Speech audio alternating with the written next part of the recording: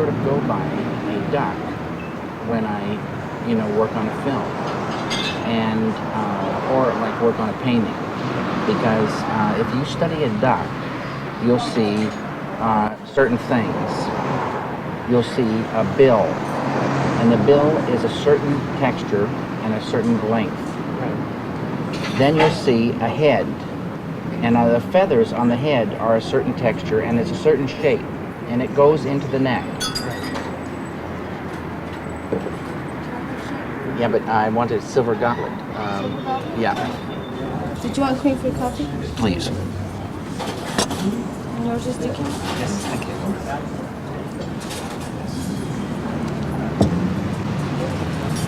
Want water too? Oh, no, I'm fine with this. Thanks. So We just had our eyes go back to the duck, to the bill of the duck. right. So the texture of the bill, for instance, is very smooth and has quite precise detail in it, and it's one of the texture that's like I say, smooth and detailed, and it reminds you somewhat of the legs. The legs are a little bit bigger and a little bit more rubbery, but it's enough so that your eye goes back and forth. Now the body being so big, it can be softer, and the texture is not so detailed. It's just kind of a large kind of cloud. But the key to the whole duck is the eye and where the eye is placed. And it has to be placed in the head, and it's the most detailed, and it's like a little jewel. And if it was sitting on the bill, it'd be two things that were too busy, battling. They would not, do so well. And if it was sitting in the middle of the body, it would get lost.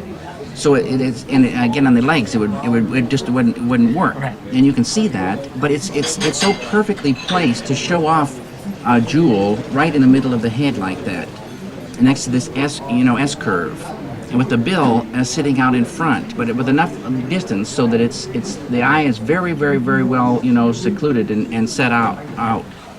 And so when you working on a film, a lot of times you can get the bill and the legs and the body and everything, but this eye of the duck is a certain scene in the picture that is it. No, sorry. It's got to be that you have the thick ice cream. We don't have it thick.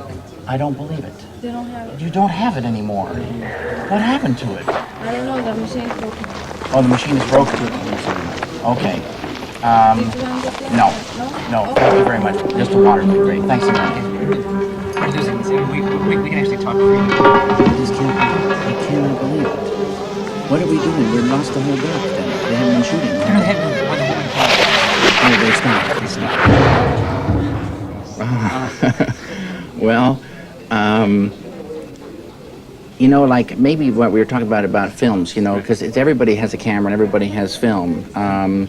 But to give a sense of place to me is a thrilling thing, and a sense of place is made up of what says a place is details, and so the details are incredibly important. If they're wrong, then it throws you out of the mood, and so if in sound and music and color and shape and texture, if all those things are correct, and a woman litooks a certain way with a certain kind of light and says the right word, you're gone. You're in heaven. But it's all little details.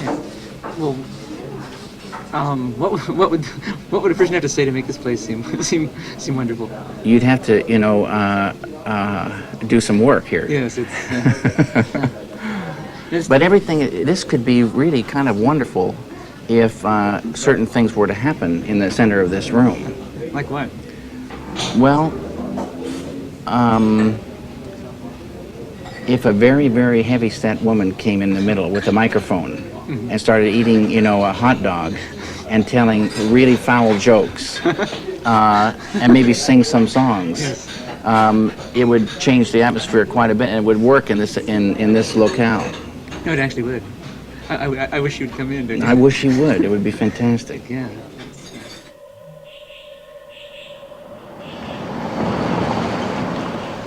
C'est Nalda Road, Hollywood. Le rendez-vous a été fixé par Lynch lui-même. Wednesday, 10 o'clock in my place. Mercredi 30 novembre, 10 heures, chez moi.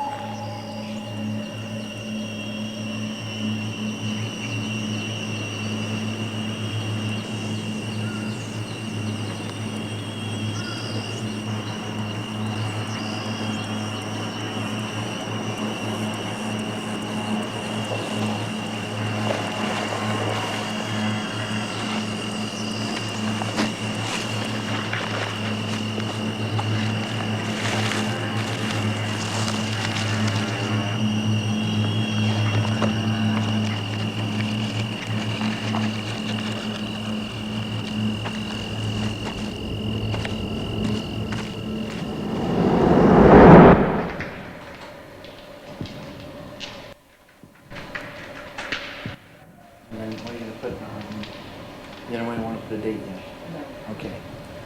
11h30. John Powers a quitté son bureau du LA Weekly et s'est confortablement installé dans un fauteuil en rotin. Il attend. Lynch a pris sa position favorite, de dos ou en profil perdu.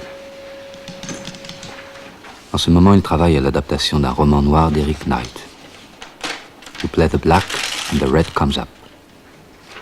Vous jouez le noir et le rouge sort. Dans quelques instants, John Powers va jouer le noir. Well then, Deb, what do you know? Well, what do you want to do? Okay, I'm gonna change a sentence here. Two men, let's see, he's observing two men in dress suits wrestling a woman in a red party dress, period. They seem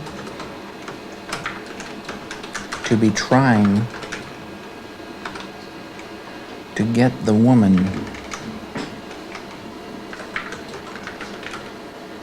yeah, her is out to lay down, yeah.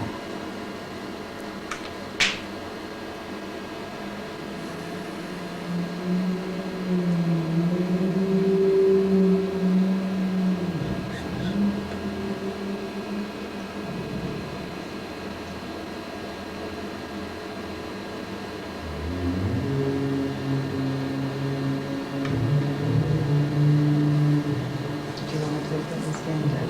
No, I just leave it like that, but I'm just trying to think,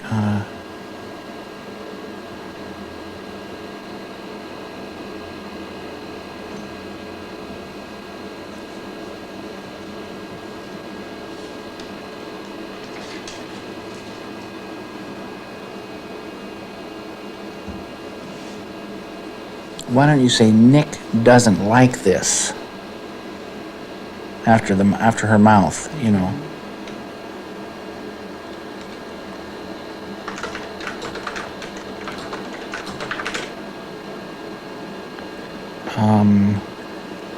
Period. It disturbs him.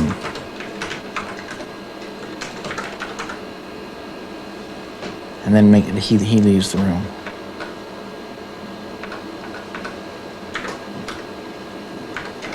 Let's see here.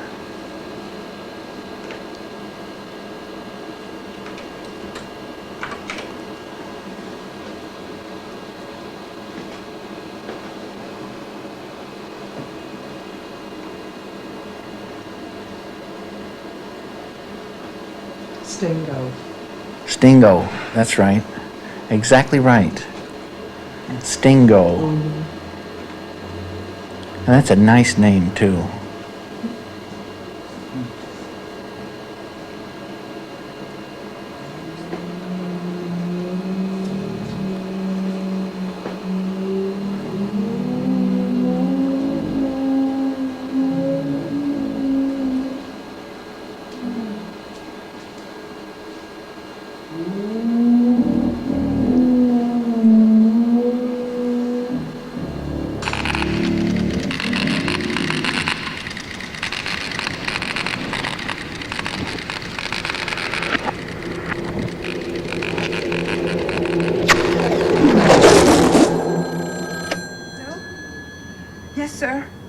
Frank? Frank, let me talk to him. Please, Frank. Sir. I like to sing Blue Velvet. Dawn. Dawn, it's all right. Don't worry. Dawn. Dawn, can you hear me? Is little Donnie all right? Is he there with you? Dawn? You mean Madeleine? Frank! Frank, what's the matter with him? I know. I'll be sweet. Mommy loves you. Okay, Frank, sir.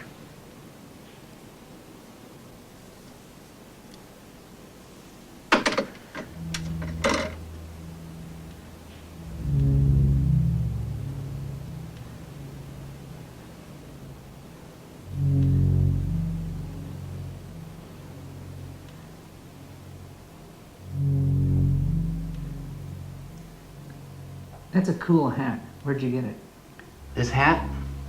I got this hat from my friend Catherine, who gave it to me on this shoot for The Cowboy and the Frenchman. Because we were, it was real hot, and this thing has a long bill, and it really keeps the sun out of your eyes. And it's like a fishing hat. Then afterwards I got 10 of them, more of them, a bag of them, because they're going out of style.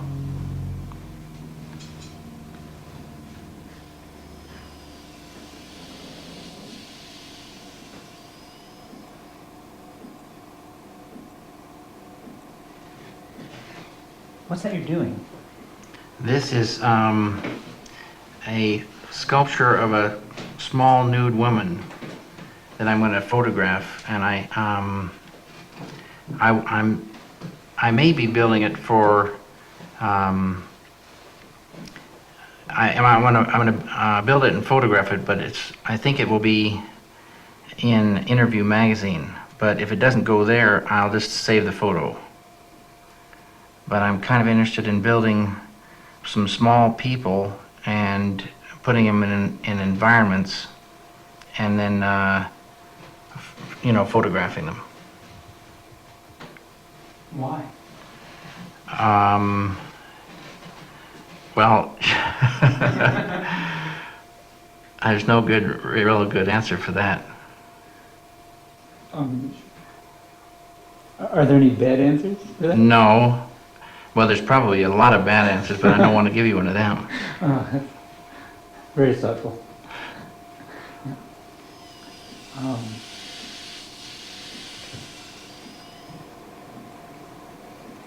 How do you know when she looks right? You can feel it in your fingertips.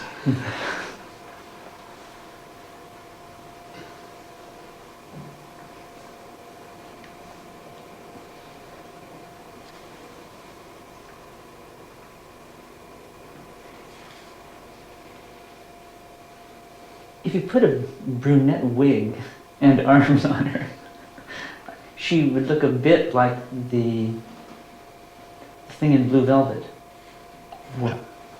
where Isabella's character is standing on the porch.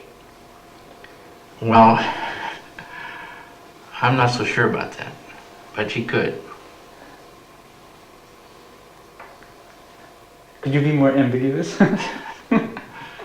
Yes. Yes, I thought so.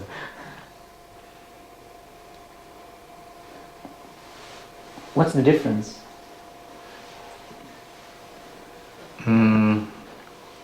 Well, maybe we wouldn't get into that.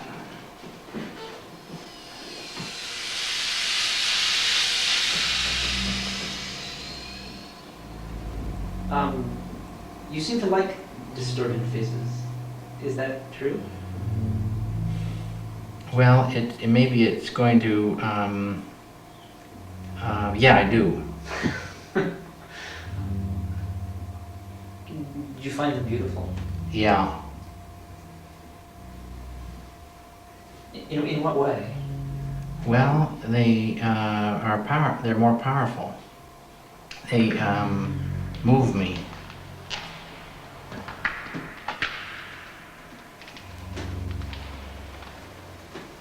You have a lot of them in your movies. Yeah, well, there's a lot of, like they say, troubling things out there, and but it's fascinating, and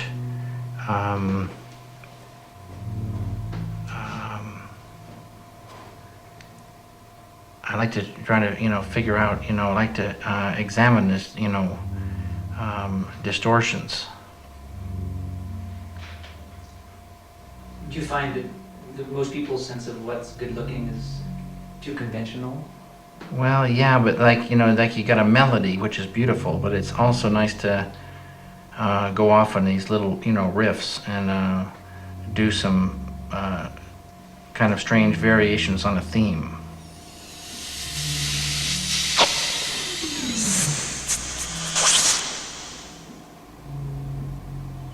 Do you like do you like bodies?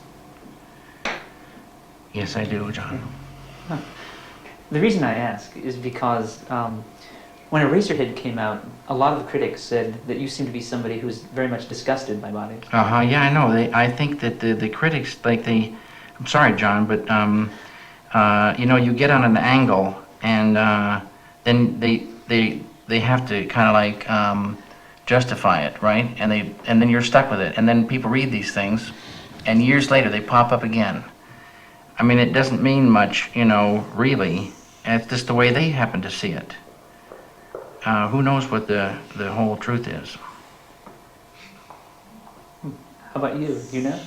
Yeah, but I'm not talking about it. Some things you can't talk about. Well, how do you feel about dead bodies? Well, I haven't seen a whole bunch of them. I once went into a morgue and I saw some, but and it's amazing how much has gone out when someone's dead. But I don't know that much about them. Did you like being in the morgue? It was an experience, and it had a definite mood in there, and it affected me a lot. But I'm not sure. I mean, if I really liked it, I'd be back there, all the time. Like I really liked Bob's, Big Boy Restaurants, and I was in there for about 8 years every day. So, but I was very much, it was pretty powerful in the morgue.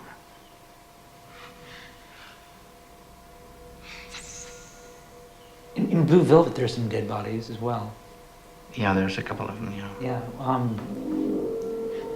What kind of feeling did you get from those bodies? I mean, was it frightening, or was it, you thought, that's a heck of a good-looking dead body, or what?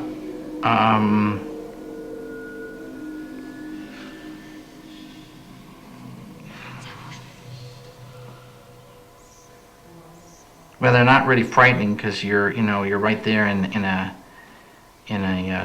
sort of a false world, but and they have their own sort of texture. I always say that as soon as you take the name off something and you see it just as an abstract texture, lots of things that you wouldn't normally think of as being beautiful are very beautiful, and those are interesting textures.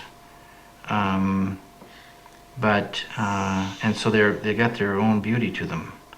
As soon as you realize what they are, they're sort of horrifying. Do you like to take the names off things? Yeah, absolutely. Well, some people also say that your work is immoral. They do? Yes, they do. Who said that? Oh, people on TV when Blue Velvet came out. Some people think you're a wicked man, David. Really and truly. Yeah. I'm very upset about that, but I don't necessarily. I mean, I hope I'm not, but things are interesting to you, and you sort of have to find out about them. And I think sometimes people they don't want to take a chance and go into a darkness to discover what it is. And I like, to do that.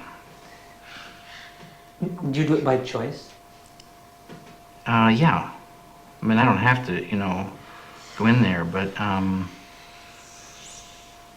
I like to go in there. I mean, I halfway like to go in there.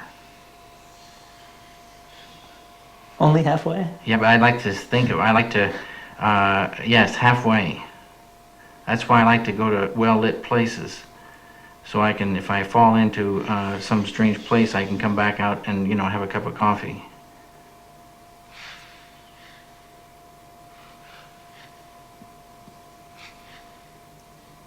But then you keep making dark things yourself. Is that part of the same process? But I don't make dark things.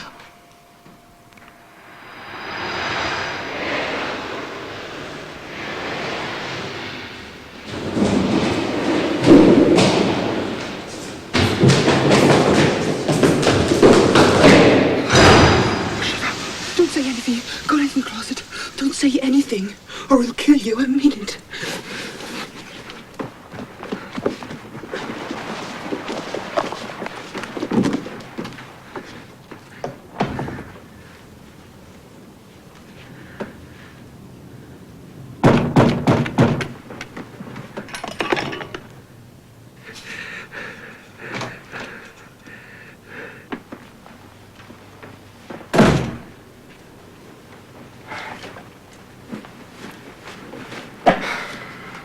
Hello, baby. Shut up!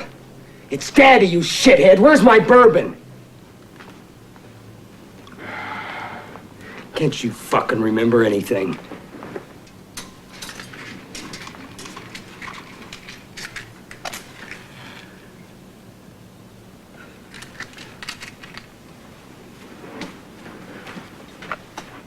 No, it's dark.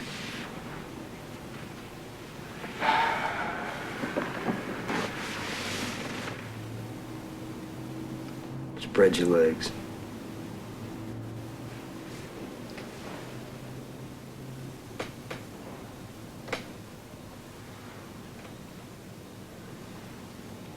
Wider. Now show it to me.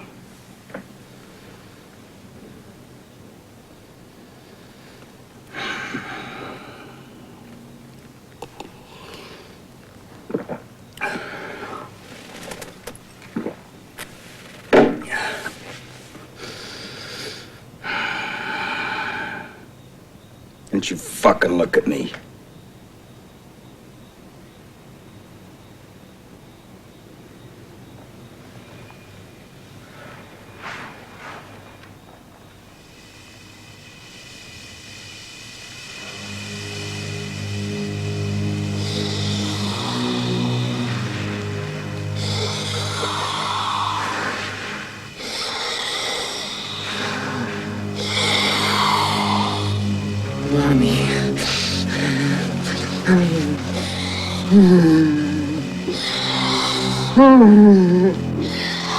Oh, Mommy!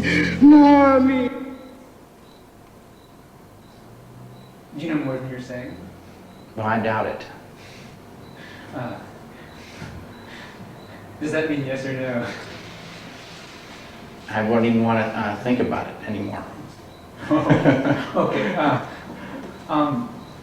Does it make you uncomfortable to talk about the meanings of Yeah. perhaps the sexual meanings? It makes me uncomfortable to talk about meanings of things because, like I said, the meaning, it's a very personal thing.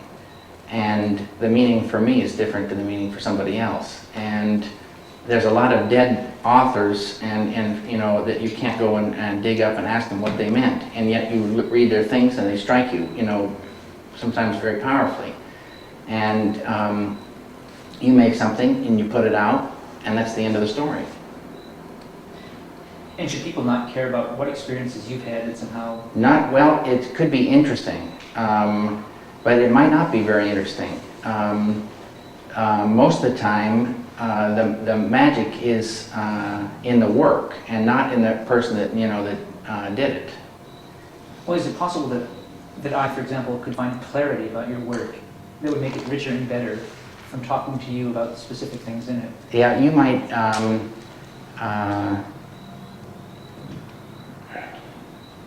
Maybe.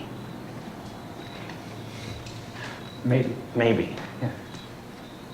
Well, let's change direction then. All right, John. Looking around your kitchen, I can't fail to notice that you have a board with 20 bees stuck on it. Yes, I do. Okay. You were going to make, I've heard, a film version of Kafka's Metamorphosis. I was going to do that, yeah. And the guy turns into A cockroach. a cockroach, or I guess A dung beetle. a dung beetle. Yeah. Do you identify with that character in that story? Yeah, I identify a lot with them. But I don't want to go into all the reasons why, because they're abstract. But I didn't go ahead with it. I wrote a script, and I'm not entirely happy with the script.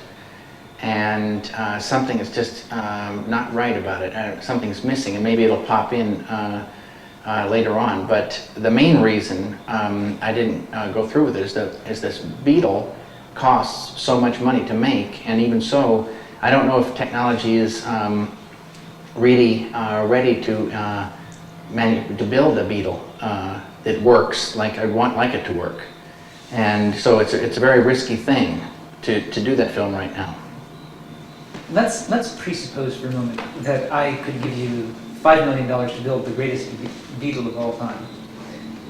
You say you aren't happy with the script, quite. Mm-hmm. What is the difficulty with the script? I don't know. If I knew, then I would be closer to solving the problem. I just don't know. But if you told me you could build a perfect beetle, then I would concentrate. I would sit down and really concentrate on the story and reading it. And I think in a little while I might, solve the problem. Because when you really zero in on something, chances are you'll get the problem solved. That's good news. What do you like about the Metamorphosis? What excites you about it? Well,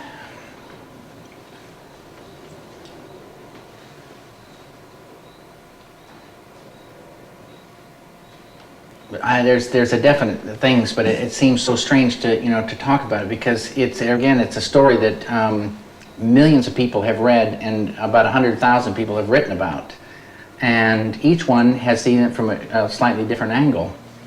But it's just like rich with things. But there's a certain kind of dark humor that I love about Kafka, and it is his stuff thrills me, to my soul. It just completely perfect mood and story and characters.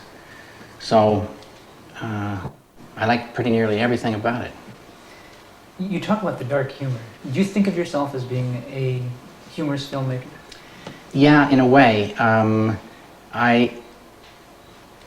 Sometimes I said somewhere that like Frank strikes me as quite funny.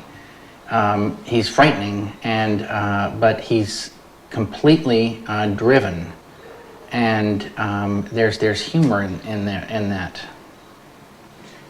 He doesn't seem very evolved, does he? No, who knows, but not along down the road too far, maybe. Yeah. I'm obviously raising a question about evolution that you... Mm-hmm. I'm going to avoid again. that you're going to dodge. But that you once told me that you could imagine people becoming more and more evolved. Sure. Okay. What would that entail? Well, it would, to me, and I'm not, the first one to think of this, they say that like the nervous system is an instrument for consciousness or awareness, and so cleaning the machine of the nervous system would make you more aware and more conscious of what was surrounding you. What I do for the rich, I do for what? I said what? Where you wear, I do what? There she go. Where red now? Somebody else. Watch it. You win, but you lose. Watch it. Watch it. Watch it. Red, white, black, blue. I'ma do it real slow because it's gonna be a $50 throw. 15 get you 100. 100 to get you 200. On the red, watch it. Come on, let's go. What's a flame burn like this? Yeah. Okay. Yeah. All right, here it comes.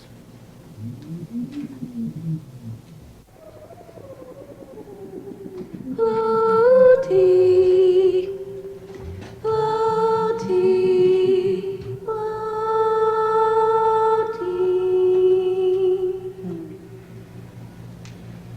Do they have Where's to? the other set of phones, Julie? The big ones are right here. Oh. Can I turn those phones down just a little bit? Is that all right? Mine? Yeah. Sure. Good. Here it comes.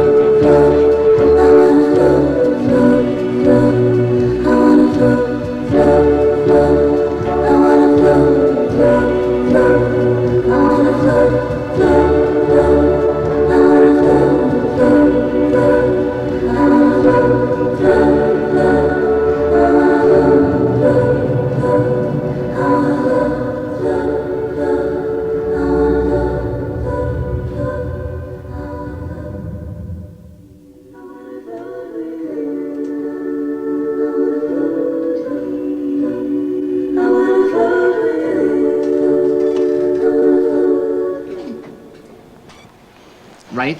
Yeah. Yeah, that's really nice.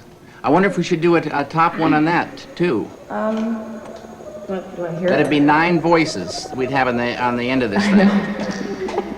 Let's try it. Just try one. I wanna float with you.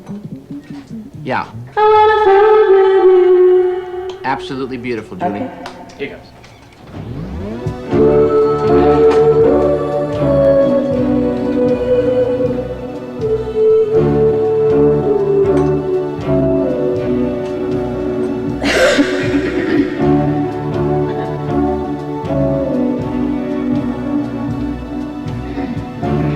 This will be a very expensive tour because Julie will have to hire 9 backup singers.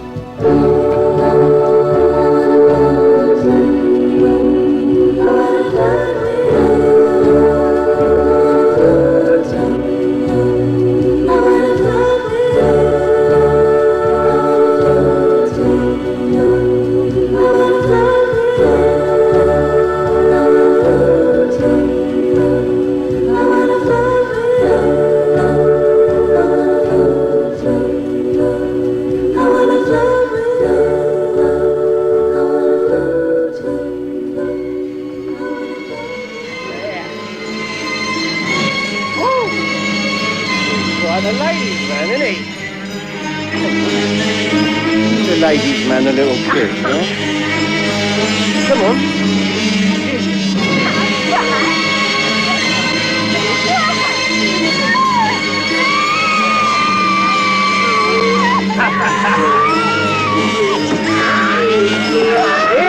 Here, that's enough, man.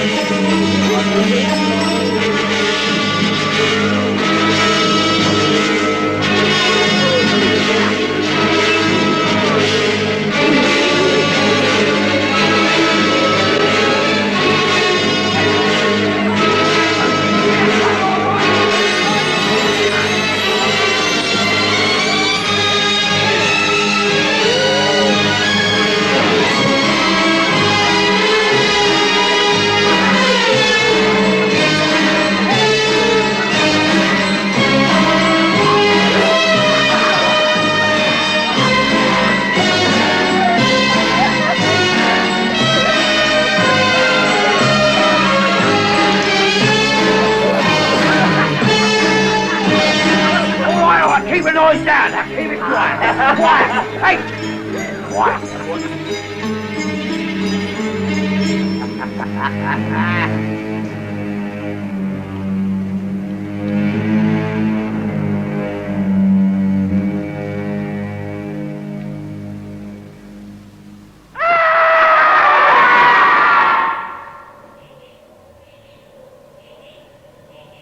Lundi 5 décembre, 12h30. À l'entrée du garage, le coupé Packard modèle 58 semble garder la maison. Go up to, you know, you can go up to, probably to, keep on, just keep on going. That's good, I guess.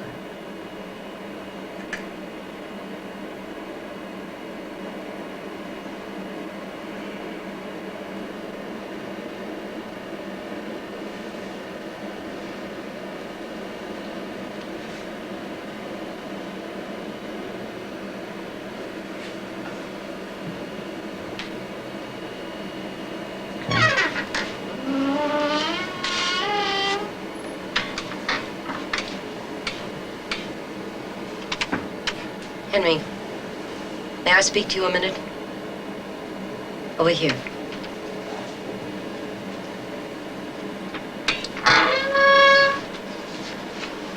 Okay.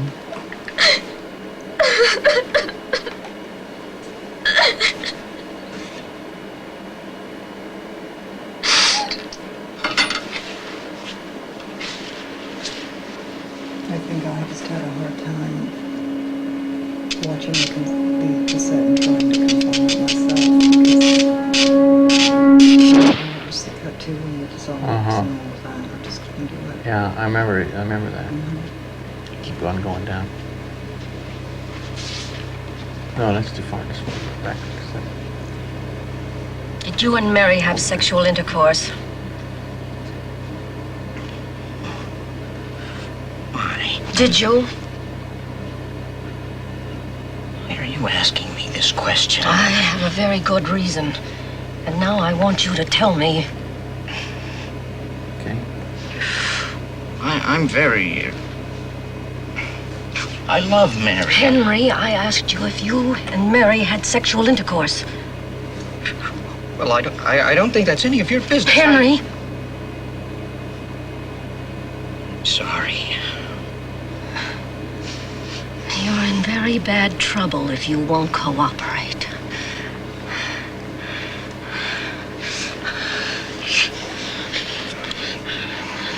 Well, Mary? Mother! Answer me. I'm too nervous. There's a baby. It's at the hospital. Mom! And you're the father. That's impossible. It's only... Mother, they're still not sure it is a baby. It's premature, but there's a baby.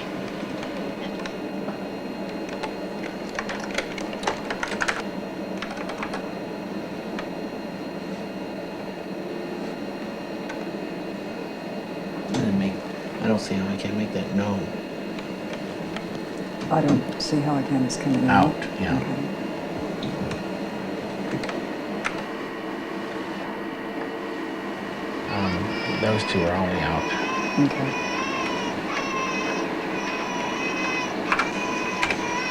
Okay, then keep on going.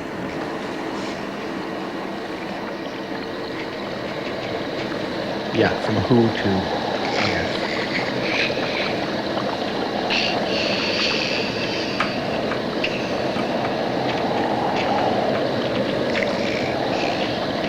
Period.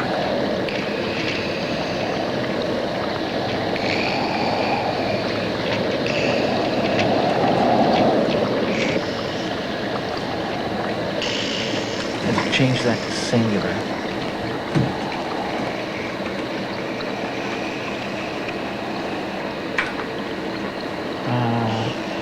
Yeah, was.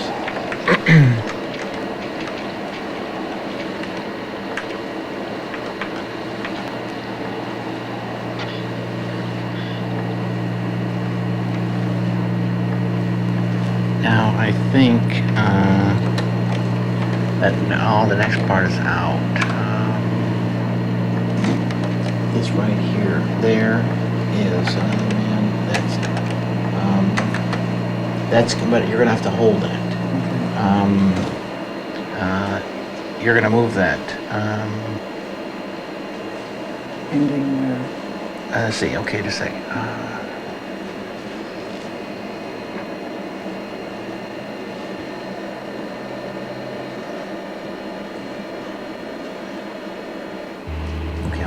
going. Keep going. Okay, just like. Keep going. Okay, hold on a second.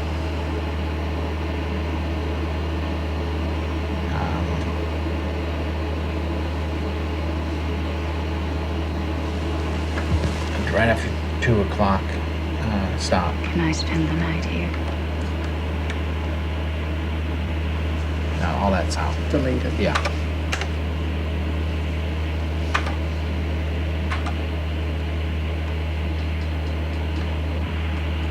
Now that's, well, we got something at least organized here. Now keep on going a little bit.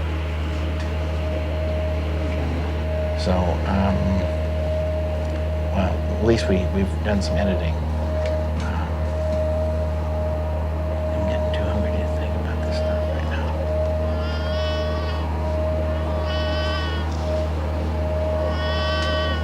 I'm about ready to pass out.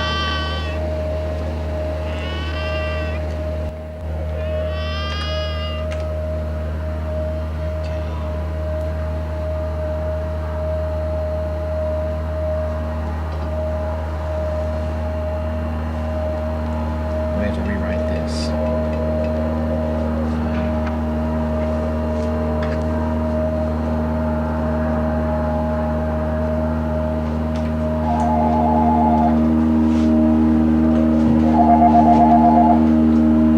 Go for it, Tim.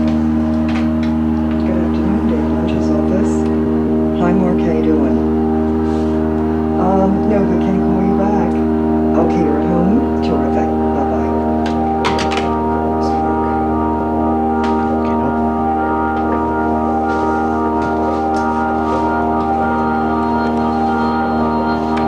Now that's the next thing. Is all that's out. Yeah, just keep taking stuff out.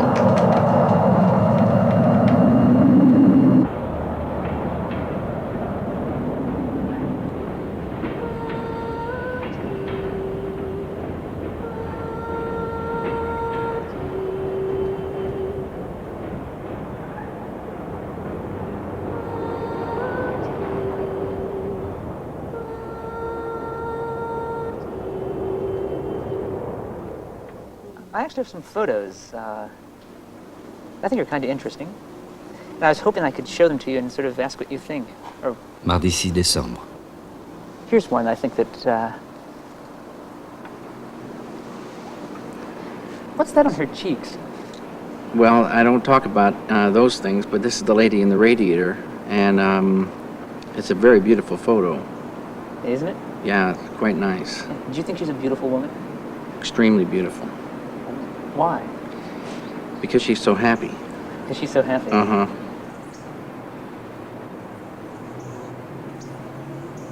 Here's a photo of someone who I think is probably a little less handsome.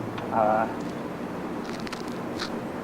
who you also think is Well, this guy is very, very handsome. oh, yes. Oh, excuse Very me. handsome, My- yeah. My mistake.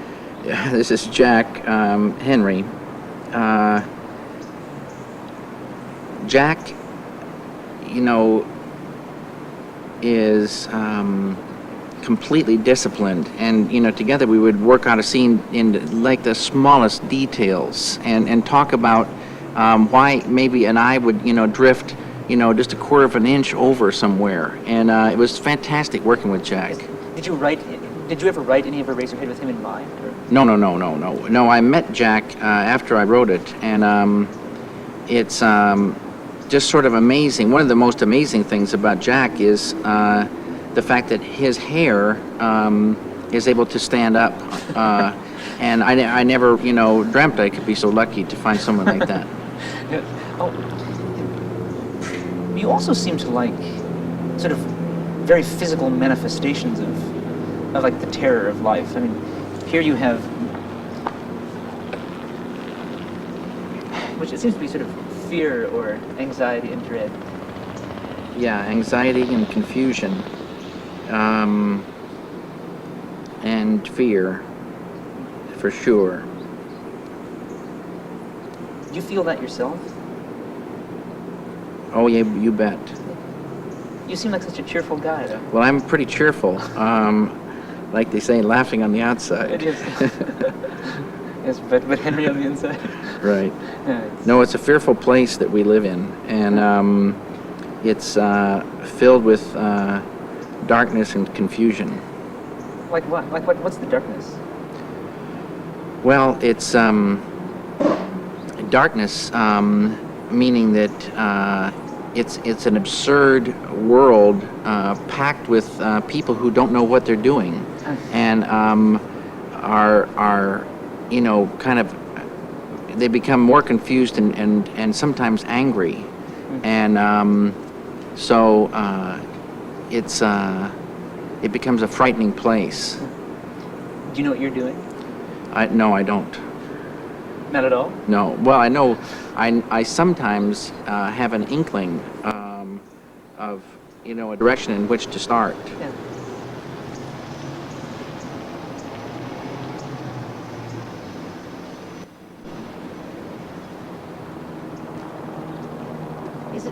Is it just my imagination, or it seems to me that in your movies there are lots of shots of people looking at things? Well, yeah, I guess that's true. I don't really know why that is, but there's something about people. They like to see something they shouldn't, be seeing. Right. And if everybody had their wish, they'd be, probably spying on, all sorts of people, and they want to know what goes on behind the scenes. And in a movie, you can show that. And maybe in some in movies, there's a person or something that you see things, through their eyes. So you have people looking.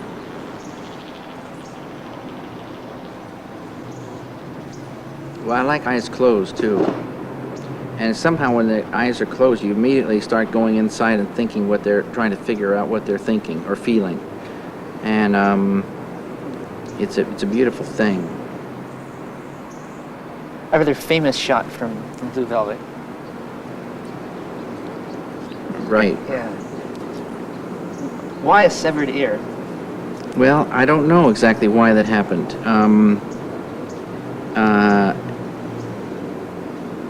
An ear, well, there's lots of different, it sort of ended up having to be an ear. And I never thought about anything else, really. But it was so beautiful to find as a ticket to another world, and it served also to, lead, to kind of pull you in, and it led to a mind, which is kind of interesting. It's a mysterious ticket. Do you like the shape of the ear? Yeah, I do. Yeah, but I like the shape of lots of things. But an ear in a grassy field with ants crawling on it, there's hardly anything better than that. Well, it's actually something it's like a hole you can go down into. Right. Yeah. Kind of like the bottle in the opium commercial. Yes, exactly. Yeah. Well, there's things like that. In order to go to other dimensions, I think you have to pass through something, and so maybe there's many different holes that we can go through. So this is just one of them.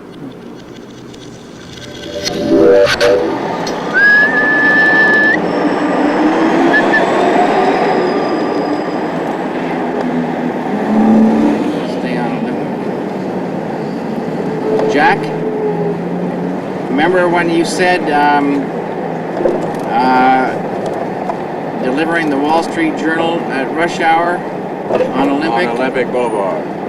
Was like shooting the rapids. Yes. Yes. Quite warm. Jeudi 8 décembre. Le type assis à l'arrière est Jack Nance, mais en ville on continue de l'appeler Henry Spencer, du nom de l'invraisemblable personnage aux cheveux électriques qu'il incarnait dans Eraserhead. I'm starving. Oh, yeah? Yeah. I'm really hungry. What are you having these days? Turkey sandwiches or tuna melts. Tuna melts. Yeah, with Swiss cheese. Golden brown French fries and coffee. Yeah, okay. Maybe a piece of cherry pie or blueberry pie for dessert. Mm-hmm. How does that sound to you? That's all right. That's all right. Sandwich de pavo. Yeah. Con queso. Con mucho queso. Yeah, you've been on those since Mexico City. Yeah. I got turkey sandwich, tuna melt. Yeah. That's a California thing. That's California. Yeah. That was invented in California. There wasn't ever any California tuna melts before that.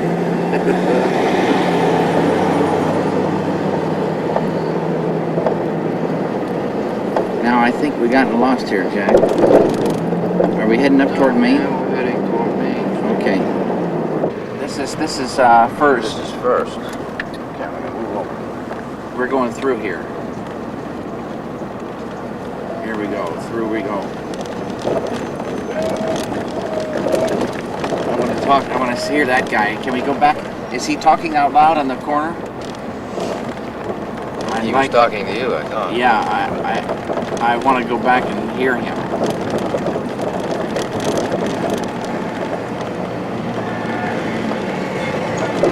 There's nice sounds. Car alarm.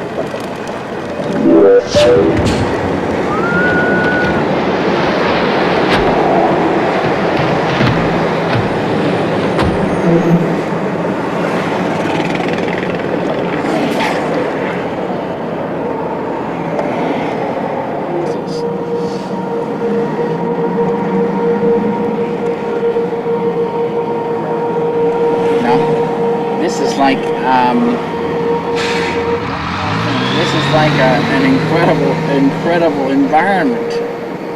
It's almost impossible to go by here without picnicking or stopping for the day. If we could just get some donuts and a cup of coffee, we'd be set. Donuts and coffee. This is too beautiful. Absolutely beautiful.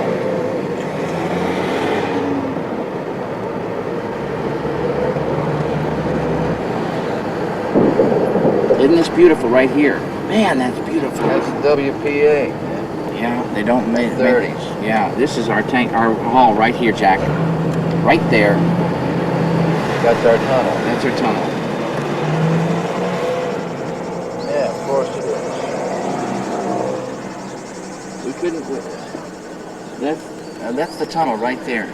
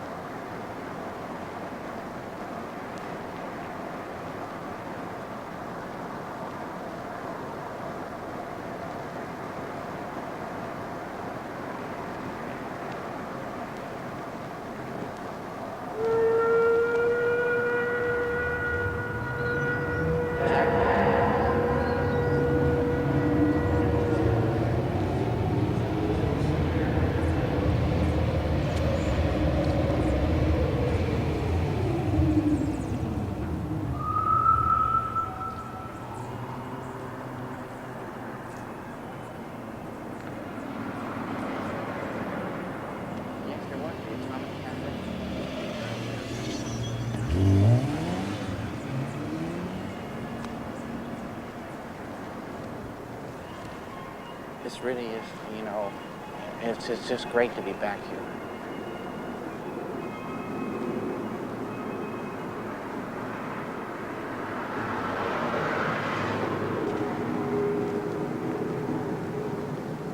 We were here on a very cloudy day. I remember that. Very great. Yeah, we were set up. We were set up right over here, though. Right about back there, right back there. And this chain link fence, I don't think was here. Maybe it was. Something. Finito?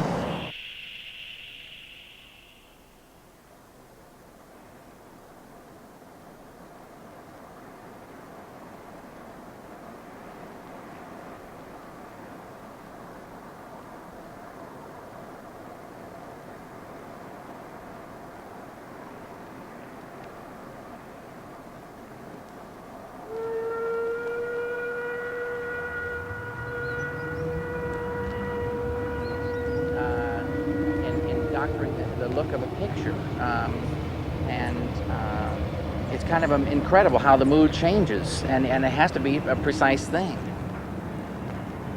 So are you a perfectionist?